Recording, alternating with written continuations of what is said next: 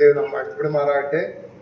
രാവിലെ നമുക്ക് സഭയായിട്ട് ഒരുമിച്ച് കൂടി വന്ന് നമ്മുടെ കർത്താവിനെ, വീണ്ടെടുപ്പുകാരനെ ആത്മാവിന്റെ സത്യത്തിൽ ആരാധിപ്പാൻ തക്കവണ്ണം ദൈവം നമ്മെ സഹായിച്ചു.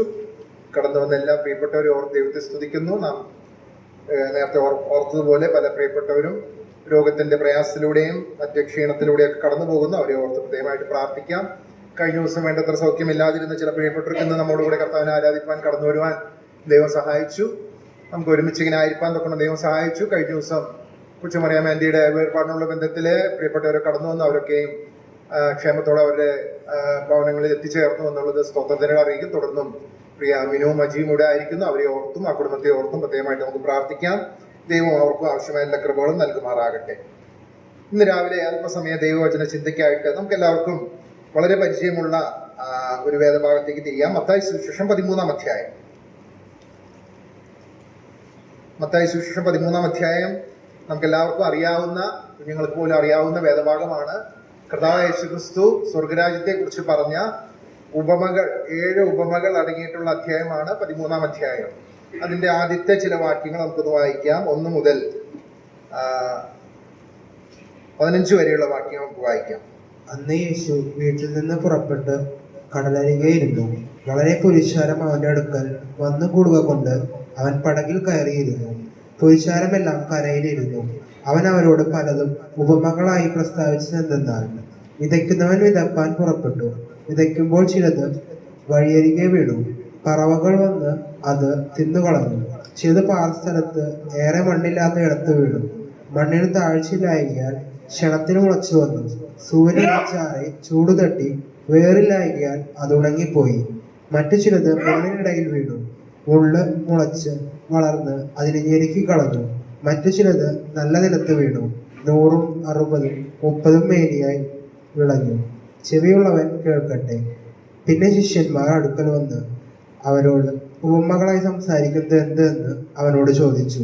അവൻ അവരോട് ഉത്തരം പറഞ്ഞ്, സ്വർഗരാജ്യത്തിന്റെ മർമ്മങ്ങളെ അറിയുവാൻ നിങ്ങൾക്ക് വരം ലഭിച്ചിരിക്കുന്നു. അവർക്കോ ലഭിച്ചിട്ടില്ല. ഉള്ളവന് കൊടുക്കും, അവന് സമൃദ്ധി ഉണ്ടാകും.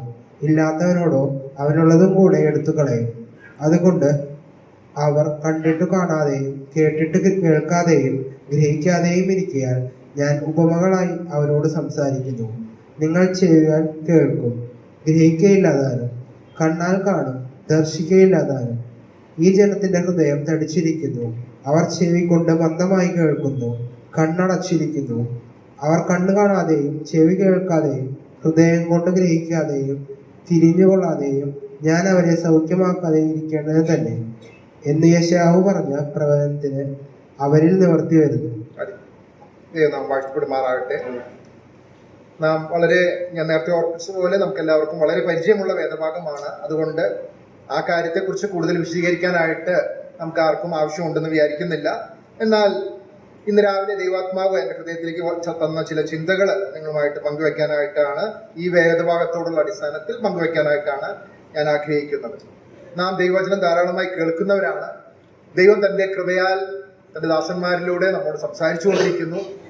ഞായറാഴ്ചയിലുള്ള നമ്മുടെ സഭാകുടിവരവിൽ മാത്രമല്ല, മറ്റ് ശുശ്രൂഷകളിലും അതുപോലെ വ്യാഴാഴ്ചകൾ നടക്കുന്ന ബൈബിൾ സ്റ്റഡി, ഇങ്ങനെയുള്ള അവസരങ്ങളിലൊക്കെ ദൈവം തൻ്റെ ദാസന്മാരിലൂടെ നമ്മോട് സംസാരിക്കുന്ന ദൈവവചനം, ആ ദൈവവചനം അത് ജീവനും ചൈതന്യമുള്ളതാണ്. അത് നമ്മുടെ ജീവിതത്തിൽ ക്രിയ ചെയ്ത് നാം ഈ ഉപമയിൽ വായിക്കുന്നത് പോലെ 100, 60, 30 മേനിയായി വിളഞ്ഞ് അങ്ങനെ അനുഗ്രഹിക്കപ്പെട്ടവരായി നാം പ്രാർത്ഥന ഓർത്തുപോലെ നമ്മുടെ ജീവിതം കർത്താവിന്റെ സാക്ഷികളായി നാം ജീവിക്കാനായിട്ട് ഇടയായി തീരണം ഈ പ്രത്യേക കാലഘട്ടത്തിൽ. അതാണ് ദൈവം നമ്മെ ഓരോരുത്തരെയും കുറിച്ച് ആഗ്രഹിക്കുന്നത്. ആ രീതിയിൽ ദൈവം നമ്മോട് കരുണ കാണിച്ച് തന്റെ വചനം നമുക്ക് നൽകി ആ വചനത്തിൽ നമ്മെ പോഷിപ്പിക്കും തോർത്ത് നമുക്ക് ദൈവത്തെ സ്തുതിക്കാം. ഈ അധ്യായം 13-ാം അധ്യായം ആരംഭിക്കുമ്പോൾ, അന്ന് യേശു വീട്ടിൽ നിന്ന് പുറപ്പെട്ട് കടലരികെ ഇരുന്നു. വളരെ പുരുഷാരം അവന്റെ അടുക്കൽ വന്നുകൂടകൊണ്ട് അവൻ പടകിൽ കയറിയിരുന്നു എന്ന് നമ്മൾ വായിക്കുന്നു. മർക്കോസ് സുവിശേഷം 4-ാം അധ്യായത്തില് ഇതേ ഭാഗം വായിക്കുമ്പോൾ അവിടെ മറ്റൊരു വാക്ക് കൂടെ നമുക്ക് കാണുവാനായിട്ട് സാധിക്കും. 4-ാം അധ്യായത്തിന്റെ 1-ാം വാക്യത്തിൽ നമ്മൾ കാണുന്നത്, അപ്പോൾ ഏറ്റവും വലിയ പുരുഷാരം അവന്റെ അടുക്കൽ വന്നുകൂടുകൊണ്ട്. അപ്പോൾ വലിയൊരു ജനക്കൂട്ടം കർത്താവിന്റെ വാക്കുകൾ കേൾക്കാനായിട്ട് അവിടെ വന്നു കൂടിയിട്ടുണ്ട്. കർത്താവ് അപ്പോൾ ഒരു പടകിൽ കയറി, ഗലീല കടലാണെന്നുള്ളത് നമുക്കറിയാം. ആ കടലിൽ ഇരുന്നുകൊണ്ട് അവരോട് സംസാരിക്കുകയാണ്. ഒരുപക്ഷെ ഏറ്റവും വലിയ ഓപ്പൺ എയർ നടത്തിയിട്ടുള്ളത് കർത്താവ് യേശുക്രിസ്തു തന്നെയാണ്. ഇത്രയും വലിയ സമൂഹത്തോട്, ഇത്രയും വലിയ ജനക്കൂട്ടത്തോട് കർത്താവ് വ്യക്തമായിട്ട് ദൈവത്തിന്റെ ആലോചന, അല്ലെങ്കിൽ നിത്യജീവന്റെ മൊഴികൾ കർത്താവ് അവരോട് പറയുകയാണ്.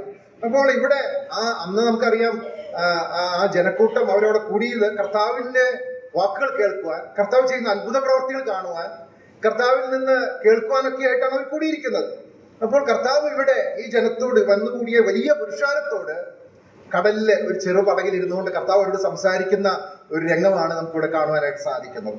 എന്നാൽ ഇവിടെ ഇതിനു മുമ്പ് ഒന്നും കാണാത്ത രീതിയിൽ, വളരെ വ്യത്യസ്തമായ രീതിയിൽ കർത്താവ് സംസാരിക്കുന്നതായിട്ട് നമുക്ക് കാണുവാനായിട്ട് സാധിക്കും. എന്താണ് വ്യത്യസ്തമായിട്ടുള്ള രീതിയിൽ കർത്താവ് സംസാരിച്ചത്?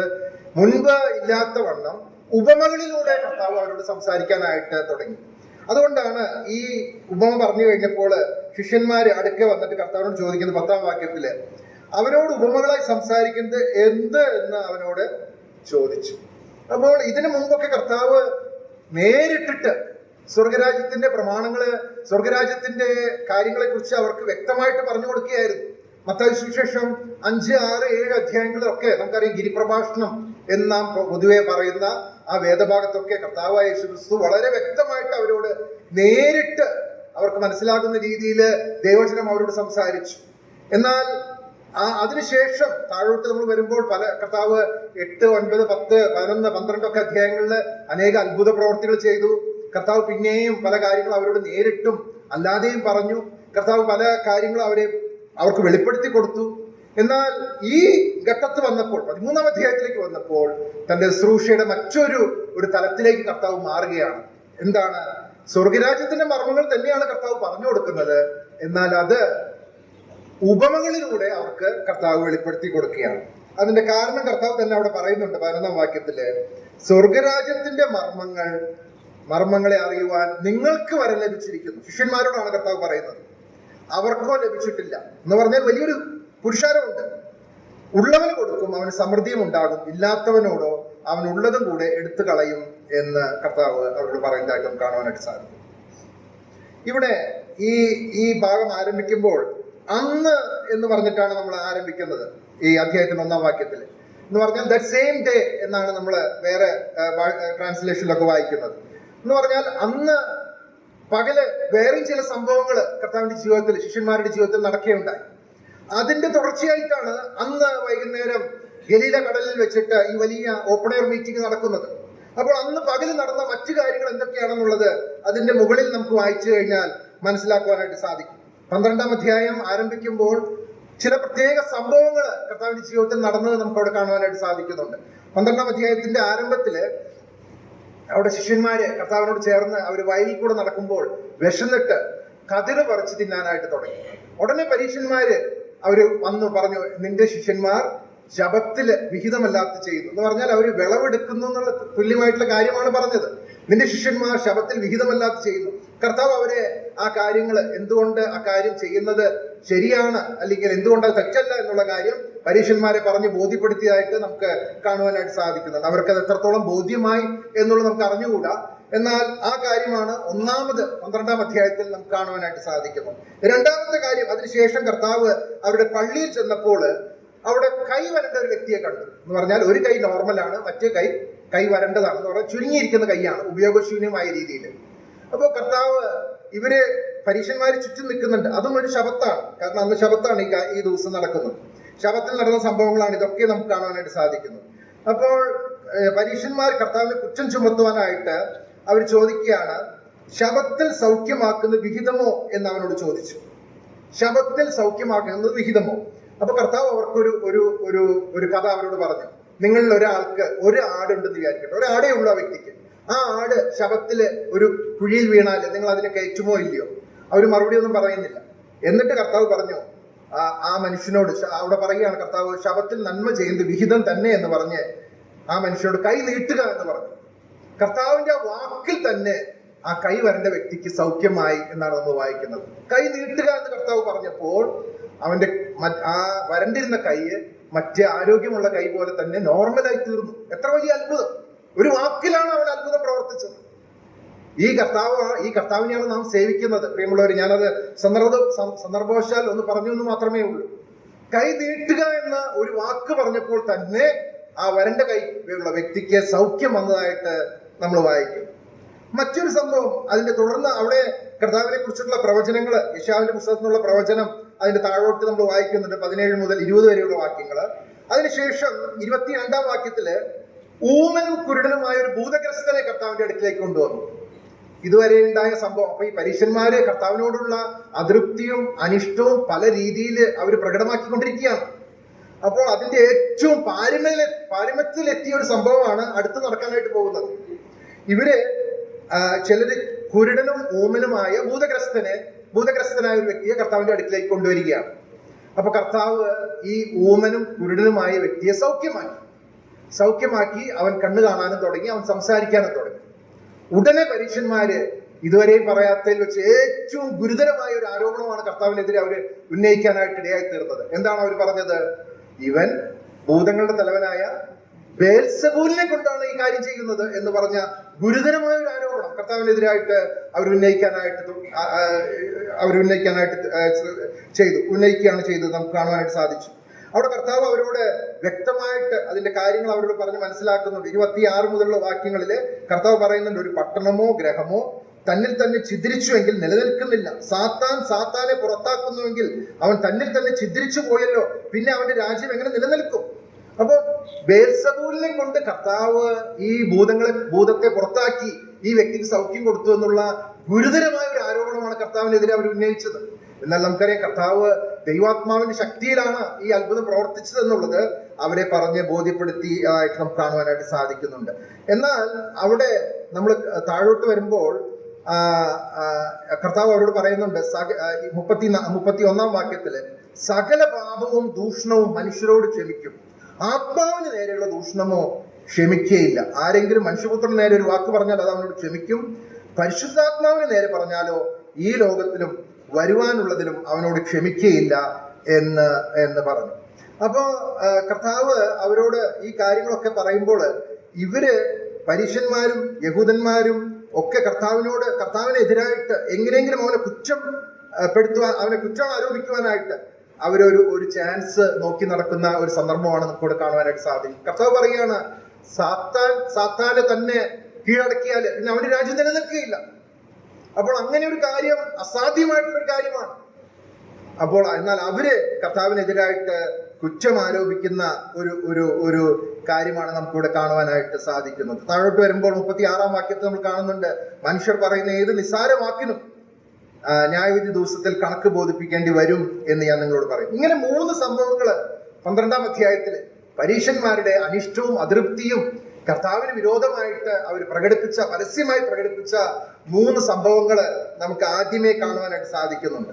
അതിനുശേഷം 38-ാമത്തെ വാക്യത്തിലേക്ക് വരുമ്പോൾ, അപ്പോൾ ശാസ്ത്രിമാരിലും പരീശന്മാരിലും ചിലർ അവനോട്, ചില ട്രാൻസ്ലേഷനില് അവിടെയാണ് ആ ദിവസത്തെ സംഭവമായിട്ട് രേഖപ്പെടുത്തിയിരിക്കുന്നത്. അപ്പോൾ എന്ന് പറഞ്ഞ് ആരംഭിക്കുന്ന ആ ഭാഗത്താണ് അന്നേ ദിവസം നമ്മൾ നേരത്തെ 13-ാം അധ്യായത്തിൽ വായിച്ച ആ ദിവസത്തെ ആ സംഭവങ്ങൾ ആരംഭിക്കുന്നത് ഈ 38-ാം വാക്യം മുതലാണ്. അല്ലെങ്കിൽ 12-ാം അധ്യായത്തിൽ ആരംഭം മുതൽ ആരംഭിച്ചെന്നുള്ളത് വ്യക്തമായിട്ട് അറിഞ്ഞുകൂടാ. എന്താണെങ്കിലും 38-ാം വാക്യത്തിലേക്ക് കടന്നു വരുമ്പോൾ അവിടെ പരീശന്മാരും ശാസ്ത്രിമാരിലും ചിലര് വന്നിട്ട് കർത്താവിനോട് ഒരു കാര്യം ആവശ്യപ്പെടുന്നതാണ് നമുക്ക് കാണുവാനായിട്ട് സാധിക്കും. എന്താണ് അവർ ആവശ്യപ്പെടുന്നത്? 38-ാം വാക്യത്തില്, ഗുരു, നീ ഒരു അടയാളം ചെയ്ത് കാണുവാൻ ഞങ്ങൾ ഇച്ഛിക്കുന്നു എന്ന് പറഞ്ഞു. അപ്പോൾ ഇത്രയും നാള് കർത്താവ് അനേക അത്ഭുതങ്ങളും അടയാളങ്ങളും ചെയ്തു. കർത്താവ് വളരെ വ്യക്തമായിട്ട് ഗിരിപ്രഭാഷണത്തിലൂടെ തന്റെ ആലോചനകള്, ദൈവരാജ്യത്തിന്റെ പ്രമാണങ്ങൾ, അല്ലെങ്കിൽ മത്തായി സുവിശേഷം നമ്മൾ കാണുന്നത് പോലെ സ്വർഗരാജ്യത്തെ കുറിച്ചുള്ള പ്രമാണങ്ങൾ അവരോട് അറിയിച്ചു. ഇതൊക്കെ ഇവര് കണ്ട് കേൾക്കുകയും മനസ്സിലാക്കുകയും ഒക്കെ ചെയ്ത ആളുകളാണ് ഇവര്. എന്നിട്ട് ഇപ്പൊ അവർ വന്ന് ചോദിക്കുകയാണ്, കർത്താവിന് പരീക്ഷ കൊണ്ടാണ് ചോദിക്കുന്നത്, കർത്താവിന് അതറിയാം. കർത്താവിനോട് ചോദിക്കുകയാണ്, നീ ഒരു അടയാളം ചെയ്ത് കാണുവാൻ ഞങ്ങൾ ഇച്ഛിക്കുന്നു എന്ന് പറഞ്ഞു. എന്ന് പറഞ്ഞാൽ ഇനി ഒരു അടയാളം കൂടി ചെയ്താല് ഞങ്ങൾ നിന്നിൽ വിശ്വസിക്കാം എന്നുള്ള രീതിയിലാണ് അവരിപ്പോ കർത്താവിന്റെ അടുക്കൽ വന്ന് ആവശ്യപ്പെടുന്നത്. കർത്താവ് എന്താ അവരോട് മറുപടി പറയുന്നത്? അവൻ അവരോട് ഉത്തരം പറഞ്ഞത് 39-ാം വാക്യം, ദോഷവും വ്യഭിചാരമുള്ള തലമുറ അടയാളം തിരയുന്നു. യോന പ്രവാചകന്റെ അടയാളം അല്ലാതെ അതിന് അടയാളം ലഭിക്കുകയില്ല. യോന കടലാനയുടെ വയറ്റിൽ 3 രാവും 3 പകലും ഇരുന്നത് പോലെ മനുഷ്യപുത്രൻ 3 രാവും 3 പകലും ഭൂമിയുടെ ഉള്ളിൽ ഇരിക്കും. താഴോട്ട് വരുമ്പോൾ നമ്മൾ വായിക്കുന്നത് 41-ന്റെ ഒടുവില്, അവർ യോനയുടെ പ്രസംഗം കേട്ട് മാനസാന്തരപ്പെട്ടുവല്ലോ, ഇതാ ഇവിടെ യോനയിലും വലിയവൻ. അപ്പൊ കർത്താവിനോട് അവർ പറഞ്ഞു, നീ ഒരു അടയാളം കൂടി ചെയ്ത് കാണിക്കുക, എന്നാൽ ഞങ്ങൾ നിന്നിൽ വിശ്വസിക്കാം. കർത്താവ് അവരോട് പറയാണ്, ദോഷവും വ്യഭിചാരവും ഉള്ള തലമുറ എന്ന് പറഞ്ഞാൽ ദൈവപുത്രനെ അറിഞ്ഞിട്ടും അംഗീകരിക്കാത്ത ആ ദുഷ്ടതലമുറ, അവർക്ക് ഇനി ഒരു അടയാളവും ഇല്ല. അവർക്ക് യോനയുടെ അടയാളമല്ലാതെ മറ്റൊരു അടയാളവും ഇല്ല. രണ്ട് കാര്യങ്ങളാണ് യോനയുടെ ജീവിതത്തിൽ നിന്ന് അവിടെ രേഖപ്പെടുത്തിയിരിക്കുന്നത്. ഒന്ന്, യോന എപ്രകാരം 3 രാവും 3 പകലും കടലാനയുടെ വയറ്റിലിരുന്നുവോ അതുപോലെ മനുഷ്യപുത്രനും 3 രാവും 3 പകലും, അത് തന്റെ മരണത്തെക്കുറിച്ചും അടക്കത്തെക്കുറിച്ചുമാണ് പറഞ്ഞിരിക്കുന്നത് എന്നുള്ളത് നമുക്കറിയാം. രണ്ടാമത്തെ കാര്യം യോനയുടെ ജീവിതത്തിൽ നിന്ന് അവിടെ പറഞ്ഞിരിക്കുന്നത്, നിനവേക്കാർ യോനയുടെ പ്രസംഗം കേട്ട് മാനസാന്തരപ്പെട്ടു. ആ കാര്യം നമ്മൾ യോനയുടെ പുസ്തകത്തിൽ വായിക്കുന്നുണ്ട്. യോന രണ്ടാമതും ദൈവത്തിന്റെ അരുളപ്പാട് അവനുണ്ടായി. ആ കടലാന അവനെ ആ നിനവേൽ പോയി ഛർദ്ദിച്ചു. അവൻ അവിടെ എഴുന്നേറ്റ് പ്രസംഗിച്ചു. ദീർഘമായ പ്രസംഗമൊന്നും പ്രസംഗിച്ചില്ല. എന്താ പ്രസംഗിച്ചത്? ഇനിയും 40 ദിവസം കഴിഞ്ഞിട്ട് നിനവേ ഉന്മൂലമാകും എന്നുള്ള പ്രസംഗം മാത്രമേ നടത്തിയുള്ളൂ. എന്നാൽ അവിടെ നമ്മൾ വായിക്കുന്നത്, വലിയ മാനസാന്തരം നിനവേലുണ്ടായി. ദൈവത്തെ അറിയാത്ത ജാതികള് ദൈവത്തിങ്കിലേക്ക് തിരിഞ്ഞു. ആ രാജ്യത്തെ രാജാവ് മുതൽ ഏറ്റവും താഴെ ഉള്ള വ്യക്തി വരെ എല്ലാവരും ആബാലവൃദ്ധം ദൈവത്തിങ്കിലേക്ക് തിരിഞ്ഞു. വലിയ മാനസാന്തരം നിലവിലുണ്ടായി. ആ കാര്യം ഓർപ്പിച്ചുകൊണ്ട് ഇവിടെ കർത്താവ് ഈ പരീക്ഷന്മാരോടും ശാസ്ത്രിമാരോടും പറയുകയാണ്, ഇവിടെ ഇതാ യോനയിലും വലിയവനാണ് ഇവിടെ നിങ്ങളുടെ മുമ്പാകെ നിൽക്കുന്നത്. എന്നാൽ നിങ്ങൾ ഇത് കണ്ടിട്ടും ഇത് കേട്ടിട്ടും ഈ അത്ഭുത പ്രവർത്തികളൊക്കെയും കണ്ടിട്ടും ഇതുവരെയും വിശ്വസിച്ചിട്ടില്ല. ഇപ്പോഴും നിങ്ങൾ ചോദിക്കുകയാണ് ഇനിയൊരു അത്ഭുത പ്രവൃത്തി കൂടെ ചെയ്യാനായിട്ട്. ഇവിടെ ഇത് യോനയിലും വലിയവൻ, കർത്താവായ യേശു ക്രിസ്തു, ദൈവത്തിന്റെ പുത്രൻ, ദൈവത്തിന്റെ ഇഷ്ടം ചെയ്യുവാനായിട്ട് സ്വർഗത്തിൽ നിന്ന് ഇറങ്ങി വന്ന ദൈവപുത്രൻ. രണ്ടാമത് ഒരു കാര്യം കൂടെ കർത്താവ് അവരോട് ചേർന്ന് പറയുന്നുണ്ട് 42-ാം വാക്യത്തില്, ശെബാരാജ്ഞിയുടെ ആ ചരിത്രം. 42-ാം വാക്യത്തിൽ, തെക്കേ രാജ്ഞി ന്യായവിധിയിൽ ഈ തലമുറയോട് ഒന്നിച്ച് ഉയർത്തെഴുന്നേറ്റ് അതിനെ കുറ്റം വിധിക്കും. അവൾ ശലോമോന്റെ ജ്ഞാനം കേൾപ്പാൻ ഭൂമിയുടെ അറുതികളിൽ നിന്ന് വന്നുവല്ലോ, ഇവിടെ ഇതാ ശലോമോനിലും വലിയവൻ. ശെബാരാജ്ഞിയുടെ ചരിത്രം നമ്മൾ രാജാക്കന്മാരുടെ പുസ്തകത്തിൽ വായിക്കുന്നുണ്ട്. ശലോമോന്റെ ജ്ഞാനം കേട്ടിട്ട്, ശലോമോന്റെ ജ്ഞാനം അന്ന് ലോകപ്രസിദ്ധമായി തീർന്നു. ഒരുപക്ഷെ ഇസ്രായേലിന്റെ ചരിത്രത്തിലെ ഏറ്റവും സുവർണ കാലഘട്ടം എന്ന് പറയുന്നത് ശലോമോന്റെ കാലഘട്ടമായിരുന്നു. അപ്പോൾ ശലോമോന്റെ ജ്ഞാനം കേൾക്കുവാനായിട്ട്, അവൻ പണിത അരമന കാണുവാനായിട്ട്, അവൻ പണിത ദേവാലയം കാണുവാനായിട്ട് ഒക്കെ ശെബാരാജ്ഞിയും അവരുടെ കൂട്ടത്തിലുള്ളവരും അനേക മൈലുകള്, ആയിരക്കണക്കിന് മൈലുകൾ യാത്ര ചെയ്തു എന്നാണ് പറയുന്നത്. മറ്റ് പുസ്തകങ്ങൾ നമ്മൾ മനസ്സിലാക്കുന്നവര് യമൻ ആ ഭാഗത്തു നിന്നൊക്കെ യാത്ര ചെയ്തിട്ടാണ് വന്നത് എന്നുള്ളതാണ്. എത്രയോ മൈലുകള് അവര് ഒട്ടകപ്പുറത്ത് യാത്ര ചെയ്ത് യെരുശലേമിലേക്ക് വന്നു. ശെബാരാജ്ഞി കണ്ടു, ശലോമോനോട് സംസാരിച്ചിട്ട് അവൾ പറയുന്നുണ്ട്, നിനക്ക് ഈ ജ്ഞാനം നൽകിയ യഹോവ വാഴ്ത്തപ്പെട്ടവൻ. നിനക്ക് ഇങ്ങനെ ഇത്രയും ജ്ഞാനവും വിവേകവും ബുദ്ധിയും ഒക്കെ നൽകിയ ആ ദൈവം, സ്വർഗത്തിലെ ദൈവം, അവൻ വാഴ്ത്തപ്പെട്ടവൻ എന്ന് പറഞ്ഞ് ദൈവത്തെ ശെബാരാജ്ഞി വാഴ്ത്തുന്നതായിട്ട് നമ്മൾ രാജാക്കന്മാരുടെ പുസ്തകത്തിൽ വായിക്കുന്നുണ്ട്. ഇവിടെ കർത്താവ് പറയുകയാണ്, തെക്കേ രാജ്ഞി എന്ന് പറഞ്ഞാൽ ശെബാരാജ്ഞിയെ കുറിച്ചാണ് പറയുന്നത്. അവള് ഈ തലമുറയുടെ ഒന്നിച്ച് എഴുന്നേറ്റ് ഇതിനെ ന്യായം വിധിക്കും. കാരണം എന്താ? അവള് ശലോമോന്റെ ജ്ഞാനം കേൾക്കുവാനായിട്ട് ഭൂമിയുടെ അറുതികളിൽ നിന്ന് വന്നു, ദൈവത്തെ വാഴ്ത്തി. എന്നാൽ ഇവിടെ നിങ്ങളുടെ മുമ്പാകെ ദൈവപുത്രൻ, മനുഷ്യപുത്രൻ ഇത്രയും കാര്യങ്ങൾ വ്യക്തമായിട്ട് സ്വർഗരാജ്യത്തിന്റെ മർമ്മങ്ങൾ നിങ്ങളോട് അറിയിച്ചിട്ടും ഈ അത്ഭുത പ്രവർത്തികൾ ചെയ്തിട്ടും നിങ്ങൾ വിശ്വസിച്ചിട്ടില്ല.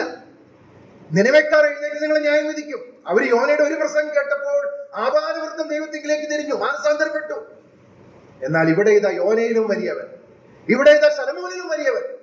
അവന്റെ വാക്കുകൾ കേട്ടിട്ട് ജനം പിന്നെയും തടിച്ച ഹൃദയത്തോടെ, കണ്ടിട്ടും കാണാതെ, കേട്ടിട്ടും കേൾക്കാതെ, ഹൃദയം മനം തിരിഞ്ഞ് ദൈവത്തിലേക്ക് തിരിയാതെ തടിച്ച ഹൃദയത്തോടുകൂടെ പിന്നെയും മത്സരത്തിൽ തുടരുന്ന, അല്ലെങ്കിൽ ദൈവത്തിന് വിരോധമായി ജീവിക്കുന്ന ഒരു കൂട്ടം ജനം. എത്രയോ ദുഃഖകരമായ ഒരു സാഹചര്യമാണ് നമുക്ക് അവിടെ കാണുവാനായിട്ട് സാധിക്കുന്നത്. എന്നിട്ട് അവരെ, ആ തലമുറയെ വിശദീകരിക്കാനായിട്ട് കർത്താവ് അവിടെ ഒരു ഉദാഹരണം പറയുന്നുണ്ട്.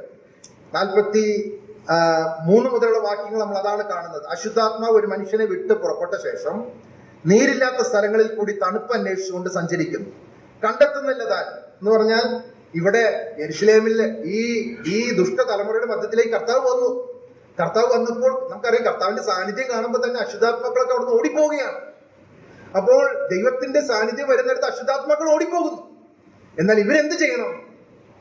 ഈ ആളുകള്, ഈ കർത്താവിനെ കണ്ട ആളുകൾ, പരീക്ഷന്മാരും ശാസ്ത്രിമാരും, അവരൊക്കെ എന്ത് ചെയ്യണമായിരുന്നു? കർത്താവെ, ഞങ്ങൾ പാപികളാണ് എന്ന് പറഞ്ഞ് ദൈവസന്നിധിയിൽ തങ്ങളെ തന്നെ, തങ്ങളുടെ പാപങ്ങളെ ഏറ്റുപറഞ്ഞ് കർത്താവിനെ ഹൃദയത്തിൽ കൈക്കൊള്ളേണ്ടതിന് പകരം നമ്മൾ വായിക്കുന്നവർ പിന്നെയും മത്സരത്തിൽ തുടർന്നതായിട്ടാണ് നമ്മൾ വായിക്കുന്നത്. അപ്പോൾ ഈ അശുദ്ധാത്മാവ് പുറപ്പെട്ടു പോയ ആ വ്യക്തിക്ക് എന്താ സംഭവിക്കുന്നത്? അശുദ്ധാത്മാവ് നമ്മൾ വായിക്കുന്ന നീരില്ലാത്ത ഞാൻ പുറപ്പെട്ടു പോന്ന അവൻ നീരില്ലാത്ത സ്ഥലങ്ങളിൽ കൂടി തണുപ്പ് അന്വേഷിച്ചുകൊണ്ട് സഞ്ചരിക്കുന്നു, കണ്ടെത്തുന്നില്ല. താൻ മറ്റൊരു സാധനം അവന് കാണുന്നില്ല. ഞാൻ പുറപ്പെട്ടു പോകുന്ന എന്റെ വീട്ടിലേക്ക് മടങ്ങി ചെല്ലുമെന്ന് അവൻ പറയുന്നു. ഉടനെ വന്നു. തിരിച്ചു വന്നപ്പോ എന്താ കാണുന്നത്? അത് ഒഴിഞ്ഞതും അടിച്ചു വാരി അലങ്കരിച്ചതുമായി കാണുന്നു. മനസ്സിലായോ? ആ ഹൃദയത്തിൽ കർത്താവിന് സ്ഥാനം കൊടുക്കാതിരുന്നുകൊണ്ട് ഹൃദയം ശൂന്യമായിട്ട് കിടക്കുകയാണ്. അപ്പോൾ ഈ ഭൂതം എന്താ പറയുന്നത്? ഞാൻ പോയിട്ട് മറ്റ് എന്റെ കൂട്ടുകാരായ ഭൂതങ്ങളെയും കൂടി, 7 ഭൂതങ്ങളെ കൂടി കൊണ്ടുവരും, ദുഷ്ടതയേറിയ വേറെ 7 ആത്മാക്കളെ കൂടി കൂട്ടിക്കൊണ്ടുവന്ന് ഈ ആളുടെ ഉള്ളിൽ വസിക്കുകയാണ്. അപ്പൊ അവരുടെ പഴയ അവസ്ഥയേക്കാൾ ഇപ്പോഴത്തെ അവസ്ഥ എന്താ? കൂടുതൽ ഭയാനകമായ, കൂടുതൽ ഭീകരമായ, കൂടുതൽ പരിതാപകരമായ അവസ്ഥയിലേക്ക് ഈ വ്യക്തി ആയിത്തീരുകയാണ്. ഈ തലമുറയ്ക്കും അങ്ങനെ തന്നെയാണെന്നാണ് കർത്താവ് അവരോട് പറയുന്നത്. എന്ന് പറഞ്ഞാൽ അശുദ്ധാത്മാവ് പോയി ആ വ്യക്തിയുടെ ഹൃദയത്തിൽ ദൈവാത്മാവ് വരേണ്ടതിന് പകരം അവര് ആ ഹൃദയം ശൂന്യമാക്കിയിട്ടത് കൊണ്ട് ആ പോയ അശുദ്ധാത്മാവ് തന്റെ കൂട്ടുകാരായ 7 ദുഷ്ടാത്മാക്കളെ കൂടെ കൂട്ടിക്കൊണ്ടുവന്ന് പഴയതിനേക്കാൾ ദുഃഖകരമായ ഒരു സാഹചര്യത്തിലേക്ക് ഈ വ്യക്തിയെ ആക്കി തീർത്തു. അതാണ് ഇപ്പോൾ ഇവരുടെ അവസ്ഥ. ദൈവപുത്രന്റെ ശബ്ദം കേട്ടിട്ടും, നിത്യജീവന്റെ മൊഴികൾ കേട്ടിട്ടും, അത്ഭുത പ്രവൃത്തികൾ കണ്ടിട്ടും പിന്നെയും കാണാതെ വണ്ണം കണ്ണ് കുരുടാക്കിയ, കേൾക്കാതെ വണ്ണം ചെവി മന്ദമാക്കിയ, ഹൃദയം മനം തിരിയാതെ വണ്ണം തടിപ്പിച്ച ഹൃദയത്തോടുകൂടെ ജീവിക്കുന്ന ഒരു തലമുറ. അവരുടെ എവിടെ നമ്മൾ വായിക്കുന്നത്? ആ മനുഷ്യന്റെ പിന്നത്തെ സ്ഥിതി മുൻപലത്തേതിലും വല്ലാതെയാകും, ഈ ദുഷ്ടതലമുറയ്ക്കും അങ്ങനെ ഭവിക്കും എന്നാണ് കർത്താവ് അവരോട് പറയുന്നത്. അതിനെ തുടർന്ന് അവസാനത്തെ ഒരു ഭാഗം കൂടെ പെട്ടെന്ന് പറയാനായിട്ട് ഞാൻ ആഗ്രഹിക്കാം. 46 മുതൽ 50 വരെയുള്ള വാക്യങ്ങള്, ആ ഭാഗം നമുക്കൊന്ന് വായിക്കാം. 12-ാം അധ്യായത്തിന്റെ ഒടുവിലത്തെ 5 വാക്യങ്ങൾ. അവൻ പുരുഷാരത്തോട് സംസാരിച്ചു കൊണ്ടിരിക്കുകയിൽ അവന്റെ അമ്മയും സഹോദരന്മാരും അവനോട് സംസാരിപ്പാൻ ആഗ്രഹിച്ച് പുറത്തു നിന്നു. ഒരുത്തൻ അവനോട്, നിന്റെ അമ്മയും സഹോദരന്മാരും നിന്നോട് സംസാരിപ്പാൻ ആഗ്രഹിച്ച് പുറത്തു നിൽക്കുന്നുവെന്ന് പറഞ്ഞു. അത് പറഞ്ഞവനോട് അവൻ, എന്റെ അമ്മ ആർ, എന്റെ സഹോദരന്മാർ ആരെന്ന് ചോദിച്ചു. ശിഷ്യന്മാരുടെ നേരെ നീട്ടി, ഇതാ എന്റെ അമ്മയും എന്റെ സഹോദരന്മാരും. സ്വർഗസ്ഥനായ എന്റെ പിതാവിന്റെ ഇഷ്ടം ചെയ്യുന്നവൻ എന്റെ സഹോദരനും സഹോദരിയും അമ്മയും ആകുന്നുവെന്ന് പറഞ്ഞു. ഇവിടെ കർത്താവ് ഈ സംഭവ പരമ്പര പറഞ്ഞ് അവസാനിപ്പിക്കുന്നത് ഒരു കാര്യം പറഞ്ഞുകൊണ്ടാണ്. സ്വർഗസ്ഥനായ എന്റെ പിതാവിന്റെ ഇഷ്ടം ചെയ്യുന്നവൻ എന്റെ സഹോദരനും സഹോദരിയും അമ്മയും ആകുന്നു എന്ന് പറഞ്ഞു. ഇന്ന് രാവിലെ ഞാൻ സംസാരിക്കാൻ ആഗ്രഹിച്ച വിഷയം അതാണ്. ദൈവത്തിന്റെ ഇഷ്ടം തിരിച്ചറിഞ്ഞ് അത് ചെയ്യുന്നവരായിരിക്കുക എന്നുള്ളതാണ്. എല്ലാ കാലത്തും ദൈവം നമ്മെ കുറിച്ച് ആഗ്രഹിക്കുന്നത് അത് തന്നെയാണ്. ഞാൻ നേരത്തെ പറഞ്ഞുവല്ലോ, കർത്താവ് വ്യക്തമായിട്ട് ഇവരോട് സ്വർഗരാജ്യത്തിന്റെ പ്രമാണങ്ങൾ അറിയിച്ചത് 5, 6, 7 അധ്യായങ്ങൾ നമുക്ക് കാണുവാനായിട്ട് സാധിക്കുന്നുണ്ട്. ആ സംഭാഷണ പരമ്പര അവസാനിപ്പിക്കുമ്പോഴും കർത്താവ് ഇതേ കാര്യം പറഞ്ഞുകൊണ്ട് തന്നെയാണ് അവസാനിക്കുന്നത്. അവിടെ നമുക്കറിയാം, എങ്കിലും ഞാൻ ആ ഭാഗം പെട്ടെന്ന് ഓർപ്പിക്കട്ടെ. അവിടെ കർത്താവ് ഇങ്ങനെ പറഞ്ഞുകൊണ്ടാണ് 7-ാം അധ്യായത്തിന്റെ അവസാനത്തിൽ നമ്മൾ വായിക്കുന്നത്, എന്റെ ഈ വചനങ്ങളെ കേട്ട് ചെയ്യുന്നവൻ എങ്ങനെയായിരിക്കും? പാറമേൽ വീട് പണിത ബുദ്ധിയുള്ള മനുഷ്യനോട് സദൃശ്യം. എന്റെ ഈ വചനങ്ങൾ കേട്ട് ചെയ്യാത്തവനോ അവൻ എങ്ങനെയായിരിക്കും എന്നുള്ളത് മണലിന്മേൽ വീട് പണിത ബുദ്ധിയില്ലാത്ത മനുഷ്യനോട് സദൃശൻ എന്ന് പറഞ്ഞുകൊണ്ടാണ് 7-ാം അധ്യായം അവസാനിക്കുന്നതായിട്ട് നമ്മൾ കാണുവാനായിട്ട് സാധിക്കുന്നത്. ഇവിടെ ഈ 2ാമത്തെ ഘട്ടത്തിലും, അതായത് 11-ാം അധ്യായത്തിന്റെ ഒടുവിലാണ് കർത്താവ് ആ ആഹ്വാനം നൽകുന്നത്. അധ്വാനിക്കുന്നവരും ഭാരം ചുമക്കുന്നവരുമായുള്ളവരെ, നിങ്ങൾ എല്ലാവരും എന്റെ അടുക്കിലേക്ക് വരുവിൻ, ഞാൻ നിങ്ങളെ ആശ്വസിപ്പിക്കാം, എന്റെ മുഖം വെച്ചുകൊണ്ട് എന്നോട് പഠിപ്പിൻ എന്നൊക്കെ പറഞ്ഞുകൊണ്ടാണ് കർത്താവ് അവിടെ ആ ആഹ്വാനം തന്റെ ജനത്തോട്, ഇവിടെ ഈ കേൾവിക്കാർക്ക് കർത്താവ് നൽകുന്നത്. എന്നാൽ അവർക്ക് കർത്താവിനോട് എതിരായിട്ടുള്ള എതിർപ്പ് വർദ്ധിച്ചു വന്നിട്ട് ഇവിടെ കർത്താവ് തന്റെ ശിഷ്യന്മാരെ നോക്കിക്കൊണ്ട് പറയുകയാണ്, സ്വർഗസ്ഥനായ എന്റെ പിതാവിന്റെ ഇഷ്ടം ചെയ്യുന്നത് അതാണ് എന്റെ സഹോദരനും സഹോദരിയും അമ്മയും ആയിരിക്കുന്നത്. പ്രിയമുള്ളവർ, ഇന്ന് രാവിലെ ഞാൻ ഓർപ്പിക്കട്ടെ, അങ്ങനെയുള്ള ഒരു കൂട്ടത്തെയാണ് ദൈവം ഇന്നും നോക്കിക്കൊണ്ടിരിക്കുന്നത്. സ്വർഗസ്ഥനായ പിതാവിന്റെ ഇഷ്ടം തിരിച്ചറിഞ്ഞ് അത് പ്രവർത്തിക്കുന്നവർ, അതനുസരിച്ച് ജീവിക്കുന്നവർ, ഒരു കൂട്ടത്തെയാണ് ദൈവം നോക്കിക്കൊണ്ടിരിക്കുന്നത്. എല്ലാ കാലഘട്ടത്തിലും ദൈവം അതാണ് നോക്കിക്കൊണ്ടിരിക്കുന്നത്. തന്റെ മക്കളെ കുറിച്ച് ദൈവം ആഗ്രഹിക്കുന്ന അതാണ്. ഈ ശിഷ്യന്മാരെ നോക്കിക്കൊണ്ടാണ് കർത്താവ് പറയുന്നത്, തന്നോട് കൂടെയുള്ള തന്റെ ശിഷ്യന്മാരെ നോക്കിക്കൊണ്ട്, ഇതാണ് എന്റെ സഹോദരനും സഹോദരിയും എന്റെ അമ്മയും, സ്വർഗസ്ഥനായ എന്റെ പിതാവിന്റെ ഇഷ്ടം തിരിച്ചറിഞ്ഞ് അത് ചെയ്യുന്നവൻ. പ്രിയമുള്ളവരെ, ദൈവത്തിന്റെ ഇഷ്ടം ചെയ്യുവാനായിട്ട് നമ്മെ തന്നെ നാം ശ്രദ്ധയുള്ളവരായി ജീവിക്കാനായിട്ട് ദൈവം നമ്മെ സഹായിക്കട്ടെ. കർത്താവ് യേശു ക്രിസ്തുവിനെ കുറിച്ച് നമുക്കറിയാം, പിതാവിന്റെ ഇഷ്ടം വ്യക്തമായിട്ട് നിവർത്തിച്ച ഒരു ഒരു ഒരു ഒരു ജീവിതമായിരുന്നു കർത്താവ് യേശു ക്രിസ്തുവിന്റെ എന്നുള്ളത് നമുക്കറിയാം. എബ്രായ ലേഖനം നമ്മൾ വായിക്കുന്നുണ്ട് 10-ാം അധ്യായത്തില്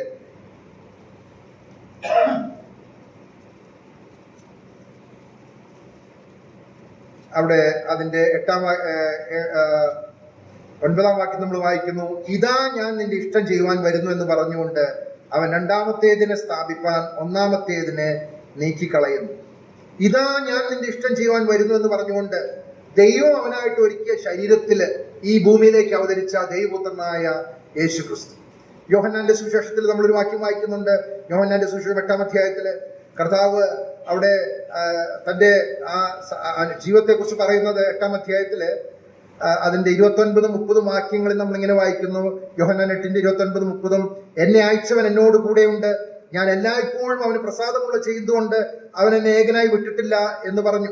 അപ്പോൾ എല്ലായ്പ്പോഴും അവന് പ്രസാദമുള്ള ചെയ്യുന്നത്, തന്റെ ജീവിതത്തിന്റെ എല്ലായ്പ്പോഴും ദൈവത്തിന്റെ ഹിതം മാത്രം പ്രവർത്തിച്ച് ജീവിച്ച ഒരു ജീവിതമായിരുന്നു കർത്താവായ യേശു ക്രിസ്തുവിന്റെ. ഗെത്സമന തോട്ടത്തിലെ ആ സംഭവം നമ്മൾ കഴിഞ്ഞ ദിവസങ്ങളിലൊക്കെ പല പ്രാവശ്യം നമ്മളത് കേട്ടതാണ്. ആ പിതാവിന്റെ ഇഷ്ടം നിറവേറ്റുവാനായിട്ട് തന്നെത്താൻ ഏൽപ്പിച്ചു കൊടുത്ത്, ആദ്യം തന്നോട് കൂടെ പത്രോസും യാക്കോബും യോഹന്നാനും ഉണ്ടായിരുന്നു. അവരോട് ഒരുമിച്ചാണ് ആ ഗെത്സമന തോട്ടത്തിലേക്ക് കടന്നു ചെന്നത്.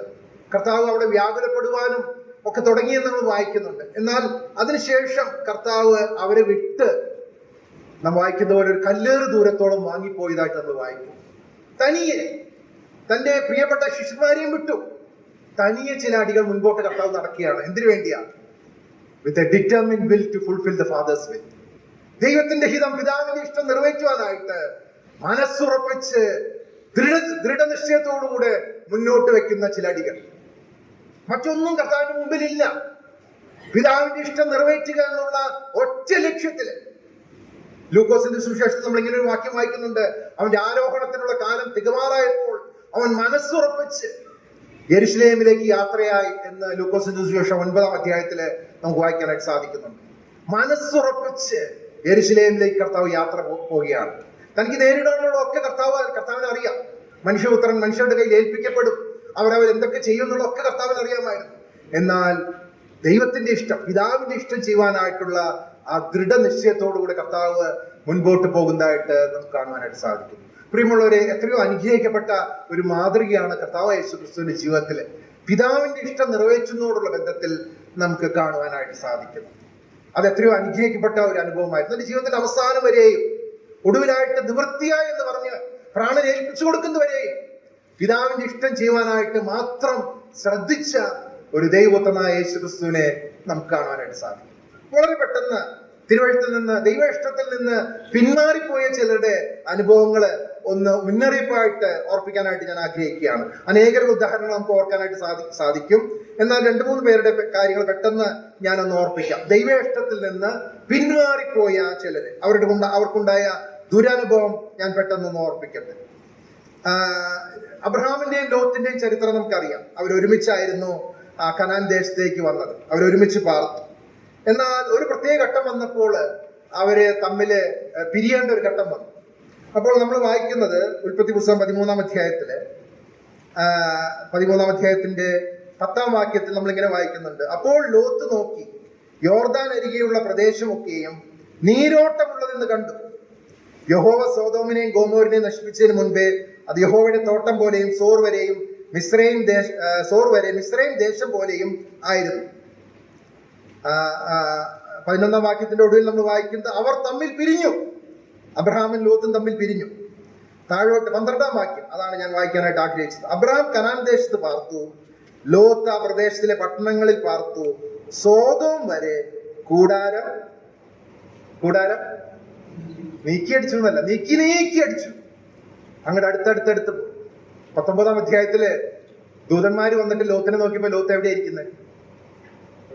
സ്വതം പട്ടണവാതിലിക്കാണ് ഇരിക്കുന്നത്. അവിടെ വരെ എത്തി. ദൈവേഷ്ടത്തിൽ നകന്നു പോയ ഒരു വ്യക്തിയുടെ ദുഃഖകരമായ ഒരു അനുഭവമാണ് നമുക്കിവിടെ കാണുവാനായിട്ട് സാധിക്കുന്നത്. രൂത്തിന്റെ പുസ്തകത്തിലേക്ക് കടന്നു വരുമ്പോൾ നമ്മൾ എലിമലേക്കിനെ കുറിച്ച് വായിക്കുന്നു. എലിമലേക്ക് നമുക്കറിയാം, ഒരു എഫ്രാത്യനായിരുന്നു, ബെത്ലഹേമിൽ പാർത്തിരുന്നവനായിരുന്നു. അവിടെ ക്ഷാമം ഉണ്ടായപ്പോൾ മോവാബ് ദേശത്തേക്ക് അല്പനാൾ പരദേശിയായി പാർക്കുവാനായിട്ട് പോയി. മോവാബിനെ കുറിച്ച് എലിമലേക്കിന് അറിയാമായിരുന്നു. അത് ശപിക്കപ്പെട്ട സ്ഥലമാണ്, ദൈവം ആഗ്രഹിക്കുന്ന സ്ഥലമല്ല എന്നുള്ളതൊക്കെ അറിയാമായിരുന്നു. എന്നാൽ അവിടേക്ക് പോകുവാനായിട്ട് ഇടയായിത്തീർന്നു. അതിന്റെ അനന്തരഫലമൊക്കെ എലിമലേക്കിന്റെ ജീവിതത്തിൽ ഉണ്ടായതായിട്ട് നമ്മൾ വായിക്കുന്നുണ്ട്. എന്നാൽ ഒരു കാര്യം മാത്രം പ്രത്യേകമായിട്ട് നമുക്ക് ഓർക്കണം. എലിമലേക്കിന് പിന്നെ ഒരു മടങ്ങി വരവ് ഉണ്ടായില്ല. എലിമലേക്ക് മോവാബ് ദേശത്ത് വെച്ച് മരിച്ചു. വളരെ ദുഃഖകരമായ ഒരു അവസ്ഥ. നവോമി മടങ്ങി വന്നു, അത് ശരിയാണ്, അതിന്റെ അനുഗ്രഹങ്ങളൊക്കെ നവോമിയുടെ ജീവിതത്തിൽ ഉണ്ടായി. എന്നാൽ എലിമലേക്ക് മോവാബിൽ വെച്ച് മരിച്ചു. അവനൊരു മടങ്ങി വരവ് ഒരിക്കലും ഉണ്ടായതായിട്ട് നമ്മൾ വായിക്കുന്നില്ല. അപ്പൊ ദാനിയേലിന്റെ പുസ്തകത്തില് ബെൽഷസ്സർ രാജാവിന്റെ കാലഘട്ടത്തെ കുറിച്ച് നമ്മൾ വായിക്കുന്നുണ്ട്. ദാനിയേലിന്റെ പുസ്തകം അവിടെ നമുക്കറിയാവുന്ന ചരിത്രമായതുകൊണ്ട് എടുക്കേണ്ട ആവശ്യമില്ല. അവര് ദേവാലയത്തിൽ നിന്ന് കൊണ്ടുവന്ന സ്വർണ്ണ പാത്രങ്ങളിലൊക്കെ, ആ ബൗളുകളിലൊക്കെ അവർ വീഞ്ഞ് നിറച്ച് കുടിക്കാനായിട്ട് തുടങ്ങി. ആ ബെൽഷസ്സറും ആ രാജധാനിയിലുണ്ടായിരുന്ന ആളുകളൊക്കെ കൂടി ഒരു കയ്യെഴുത്ത് വന്നു. കയ്യെഴുത്ത് വന്നപ്പോൾ രാജാവ് ഭയപ്പെട്ടു. ആ രാജമാതാവ് ഓടി വന്ന് പറയുന്നുണ്ട്, ഒരു ദൈവമനുഷ്യനുണ്ട്, അദ്ദേഹത്തെ വിളിക്കുക, അദ്ദേഹം ഇതിന്റെ അർത്ഥം പറഞ്ഞു തരുന്നു. അവിടെ ദാനിയേല് ബെൽഷസ്സറിനോട് പറയുന്നൊരു വാക്കുണ്ട്. ബെൽഷസ്സറെ, നിന്റെ പിതാവായ നെബൂഖദ്നേസർ ദൈവത്തെ മറന്ന് ജീവിച്ചപ്പോൾ ദൈവം അവനെ ന്യായം വിധിച്ചു. ദൈവം അവന്റെ ബുദ്ധിഭ്രമം വരുത്തി. ഇതൊക്കെ അത് കഴിഞ്ഞിട്ട് പറയുകയാണ് 5-ാം അധ്യായത്തില്. ആ വാക്യം ഞാനൊന്ന് വായിക്കട്ടെ. ദാനിയേലിന്റെ പുസ്തകം 5-ാം അധ്യായം 5-ാം അധ്യായത്തിന്റെ 22-ാമത്തെ വാക്യത്തില് നമ്മളിങ്ങനെ വായിക്കുന്നു: അവന്റെ മകനായ ബെൽഷസ്സരെ, ഇതൊക്കെയും അറിഞ്ഞിട്ടും തിരുമേനിയുടെ ഹൃദയത്തെ താഴ്ത്താതെ സ്വർഗസ്ഥനായ കർത്താവിന്റെ നേരെ തന്നെത്താൻ ഉയർത്തി അവന്റെ ആലയത്തിലെ പാത്രങ്ങളെ അവർ തിരുമുമ്പിൽ കൊണ്ടുവന്നു. ബെൽഷസ്സറിനോട് ദാനിയേൽ പറയാണ്, ഇതൊക്കെയും അറിഞ്ഞിട്ടും, ദൈവത്തിന്റെ ഹിതം വ്യക്തമായിട്ട് അറിഞ്ഞിട്ടും നമ്മോട് ദൈവം പറയുകയാണ്. ദൈവത്തിന്റെ ഹിതം വ്യക്തമായിട്ട് അറിഞ്ഞിട്ടും തന്റെ ദാസന്മാരോട് പിന്നെയും പിന്നെയും നമ്മെ ഓർപ്പിച്ചിട്ടും ദൈവഹിതം വിട്ട്, ദൈവത്തിന്റെ ഇഷ്ടം വിട്ട് പിന്മാറി പോകുവാനായിട്ട് നമുക്ക് ഇടയായിട്ടുണ്ടോ? നമ്മെ തന്നെ പരിശോധിപ്പാൻ ദൈവം നമ്മെ സഹായിക്കട്ടെ. പ്രിയമുള്ളവർ, അത് ഏറ്റവും ദുഃഖകരമായ ഒരു അവസ്ഥയാണ്, യാതൊരു സംശയവുമില്ല.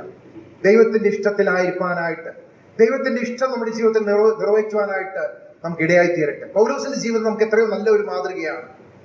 തന്റെ ജീവിതത്തില് കർത്താവിനെ കണ്ടുമുട്ടിയ നാൾ മുതൽ ദൈവത്തിന്റെ ഇഷ്ടം മാത്രം ചെയ്തുകൊണ്ട്, ഞാൻ എന്ത് ചെയ്യണം കർത്താവേ എന്ന് അവൻ കർത്താവിനോട് ചോദിച്ചു.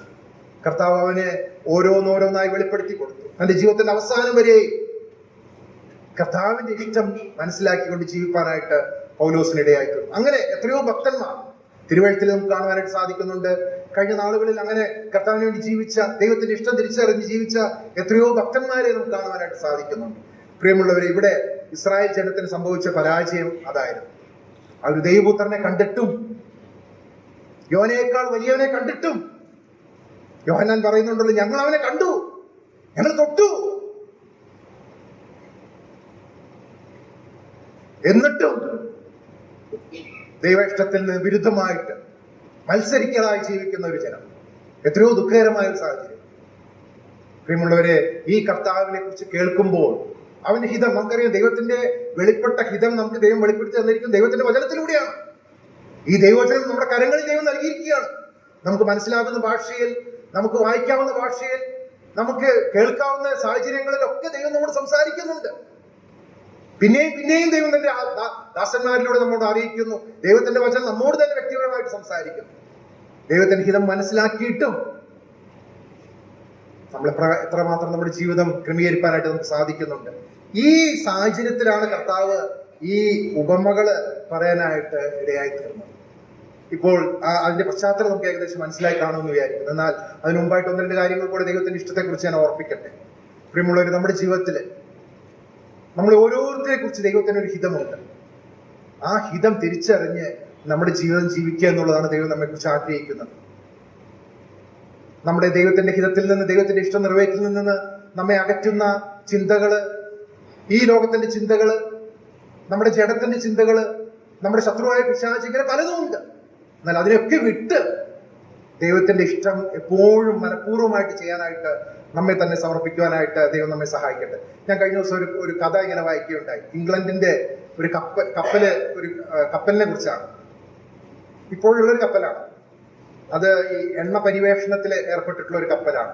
എണ്ണ ഖനനം ചെയ്ത് എണ്ണ കണ്ടെത്തുന്ന അങ്ങനെയുള്ള ഒരു കപ്പൽ. ആ കപ്പല് ഇങ്ങനെ ഓടിക്കൊണ്ടിരിക്കുമ്പോൾ തന്നെ ഡ്രിൽ ചെയ്തുകൊണ്ടിരിക്കുന്ന പറയുന്നത്.